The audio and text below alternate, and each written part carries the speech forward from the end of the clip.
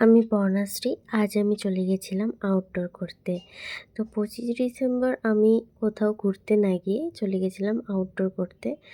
তো এই শীতকালটাই হচ্ছে আমাদের আউটডোর করার খুব একটা ভালো সময়। আমরা যারা আর্টিস্ট তারা জানি।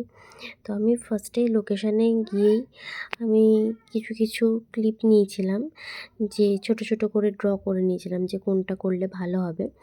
তো তারপরে আমি পুরো ড্রয়িংটা করে কালারটা আস্তে আস্তে চাপানো শুরু করেছিলাম। আর কিছু টাইমে রোদটা এসেও মুখের মধ্যে এমনভাবে পড়ছিল। তো ২-১ জন এসে আমার সাথে কথা বলছিল যে আমি কী করি, কোথায় থাকি, আর আমি ড্রয়িং শিখি বা শেখাই এরকম। তো ভালো লাগে কেউ এসে এরম কথা বললে। তো তারাও ড্রয়িংয়ের সাথে যুক্ত হলে তো আরোই ভালো লাগে কথা বলতে তাদের সাথে। তো এই করতে আমার অনেকক্ষণই টাইম লেগেছিল। তো আজকে রোদটাও খুব আপ ডাউন হয়েছে। মানে যখন রোদ দিচ্ছে খুব রোদ, আর যখন রোদ নেই আমি একদম লাস্টের দিকে একদম রোদ পাইইনি।